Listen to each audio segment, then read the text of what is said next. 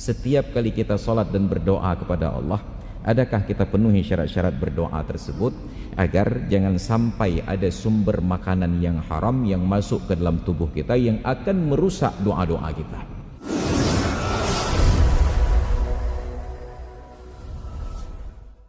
Ta'ala tidak diijabah. Maka dampak dari kemaksiatan, sebab kita masih berbicara tentang judul Nataijul Maksiyah, hasil dari perbuatan maksiat. Salah satunya adalah doa kita itu tidak diterima oleh Allah Ta'ala. Maka dalam sebuah riwayat hadis dari Imam Bukhari, seorang berdoa kepada Allah, kata Rasulullah, seorang musafir doanya itu mustajabah. Dalam perjalanan musafir, ketika pakaiannya sudah kusut masai, ketika rambutnya itu sudah autan, lalu dia tengadahkan tangan berdoa kepada Allah, Rabbi Allahumma Allahumma wa mat'amuhu min haramin wa mashrabuhu min haramin wa malbasuhu min haramin wa ghuzziya bi haramin fa anna yustajabu lahu. Dia terus berdoa, ya Allah, ya Allah, ya Allah, sedangkan makanannya bersumber dari yang haram, minumannya bersumber dari yang haram, pakaiannya bersumber dari yang haram, dan dia diberikan nutrisi dari hal-hal yang diharamkan. Lalu bagaimana doanya ini akan diijabah oleh Allah Ta'ala? Ketika seorang sahabat, Abu Zar Al-Ghifari, datang menemui Nabi, Abu Zar tahu bahwa ada beberapa orang sahabat-sahabat yang didoakan oleh Rasulullah agar doanya itu tidak pernah ditolak oleh Allah Ta'ala. Maka beliau pun berharap masuk dalam golongan orang-orang yang terhormat tersebut. Beliau minta, ya Rasulullah, doakanlah kepada Allah agar doa saya tidak ditolak oleh Allah. Apa kata Nabi? Nabi tidak mendoakan, Nabi hanya berikan petunjuk saja. Apa kata beliau? Atib mat'amaka takun mustajabat da'awah. Perbaiki kualitas makananmu, maka pasti doamu akan diijabah oleh Allah Ta'ala. Nah, sekarang persoalan kita, mendapatkan sumber nutrisi yang halal itu menjadi persoalan tersendiri. Entah benar entah tidak, yang jelas sudah berkembang berita tentang betapa di Aceh ada dendeng dibuat dari babi, katanya. Terlepas dari benar atau tidak, yang penting beritanya sudah berkembang. Kemudian kita juga diinformasikan oleh guru-guru kita di majelis permusyawaratan ulama, makanan kegemaran kita, bakso yang dicari-cari oleh jemaah haji ketika sedang berada di Mekah dan di Madinah. Bakso itu pun menjadi bermasalah tersendiri karena ada banyak bakso yang najis. Kenapa? Konon kata kawan-kawan yang membuat bakso, bakso itu daging yang tidak boleh dicuci, karena bila dicuci dia tidak akan lengket lagi, tidak akan berbentuk bulat. Bayangkan ketika ada daging oleh para pedagangnya agar terlihat segar, direndam dalam cairan darah agar terlihat merah dan segar, dan tidak boleh dicuci. Darah itu adalah najis, lalu kita blender, kita buat jadi makanan bakso, menjadi bermasalah tersendiri. Ketika ada seorang pedagang penjual daging sadar atas kualitas bakso yang buruk tersebut, beliau buka usaha jualan bakso sendiri, daging beliau proses sendiri agar suci, steril, dan tidak mengurangi kualitas baksonya. Apa yang terjadi? Dagangan bakso beliau tidak laku. Kenapa? Karena orang lebih senang yang haram daripada yang halal. Beliau jualan bakso waktu itu di ujung Jalan Batoh itu, lewat Terminal Pelangi. Entah 6 bulan beliau buka warung, yang datang berkunjung hanya lalat saja. Tidak ada yang masuk, sampai akhirnya beliau tutup usaha tersebut. Padahal beliau dari modal seorang penjual daging. Mulai dari daging itu beliau jaga agar tidak tercemar dengan darah, supaya tidak perlu dicuci dan tetap dalam keadaan suci. Kita senangnya tetap yang bercampur dengan najis. Ini persoalan sederhana tentang tata cara makan kita. Ketika sudah suci makanannya, bermasalah lagi interaksi cara jual belinya. Ini persoalan yang belum ada orang berpikir tentang solusinya. Pertanyaannya, saat kita datang ke warung, mulai dari warung kopi sampai warung nasi, warung makanan, kita beli dulu makanan tersebut ataukah kita makan dulu? Hanya di warung franchise macam KFC yang kita beli dulu baru makan. Tapi ternyata banyak warung yang makan dulu baru beli.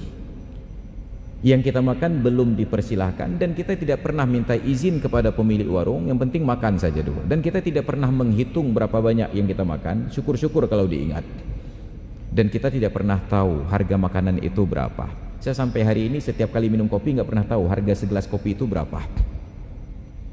Tapi di tempat saya berlangganan, saya selalu bayar lebih. Andai kata harganya tidak cukup, maka tertutupi oleh kelebihan-kelebihan yang sebelumnya. Itu menjadi masalah tersendiri. Kita isi bahan bakar kendaraan, ada SPBU yang setiap saat disukat, ditakar dan dikir kembali takarannya. Tapi ada banyak orang yang berinteraksi beli bahan bakar di pinggir jalan. Kita belinya seliter, pertanyaannya, adakah jaminan bahwa bahan bakar yang diisi itu penuh seliter? Sukatannya penuh seliter, tapi saat dia memasukkan ke dalam tangki, goyang-goyang sedikit, beberapa mili akan tumpah. Maka ada orang bijak katakan, kalau ingin beli bahan bakar di pinggir jalan yang dimasukkan dalam botol air mineral, jangan pernah minta beli seliter, karena itu akan menjebloskan mereka ke dalam kemaksiatan, mengurangi timbangan, menjadi orang yang curang, yang masuk dalam ancaman wailul lil mutaffifin alladzina idza iktalu 'alan nasi yastawfun. Celakalah orang-orang yang curang, yang apabila berbelanja minta timbangannya dipenuhi, wa idza kaluhum aw wazanuhum yukhsirun, bila menyukat dan menimbang untuk orang lain, sukatan dan timbangan itu dikurangi. Apa yang terjadi? Mereka sarankan kalau ingin membeli minyak di pinggir jalan bahan bakar, tanyakan, Pak, ini satu botol berapa? Jangan tanyakan 1 liter ataupun 2 liter, karena itu tidak pernah pas sukatannya. Tanya saja, satu botol ini berapa, Pak? Oh, satu botol ini 10.000. Oke, saya beli satu botol. Jangan katakan beli 1 liter. Bermasalah. Belum lagi di pasar-pasar tradisional diajarkan timbangan itu yang standar dengan dinas perdagangan. Tidak boleh pakai timbangan rumah tangga, karena prinsip timbangan rumah tangga adalah untuk penghematan.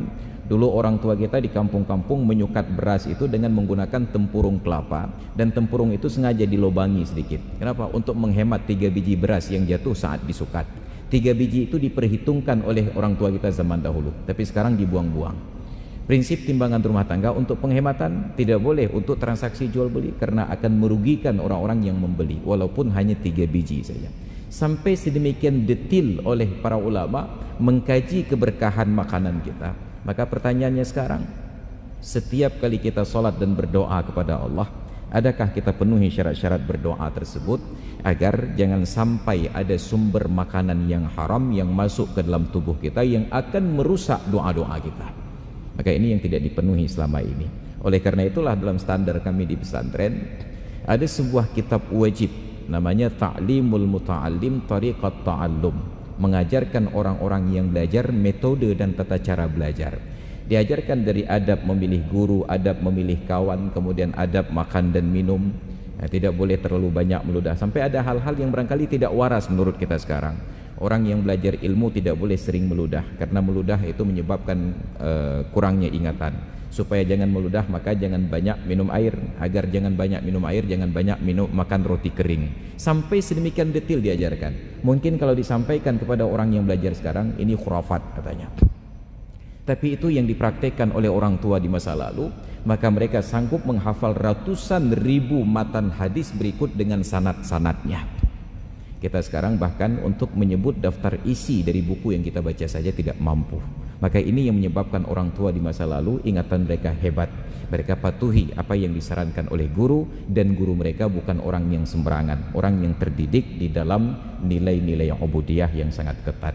Maka hadirin dan hadirat sekalian yang dirahmati Allah, oleh karena itu salah satu cara menghindari jangan sampai terjadi maksiat, ilmu yang kita pelajari praktekkan. Karena mengabaikan ilmu yang telah dipelajari adalah pengkhianatan terhadap ilmu, dan pengkhianatan terhadap ilmu itu adalah sebuah dosa.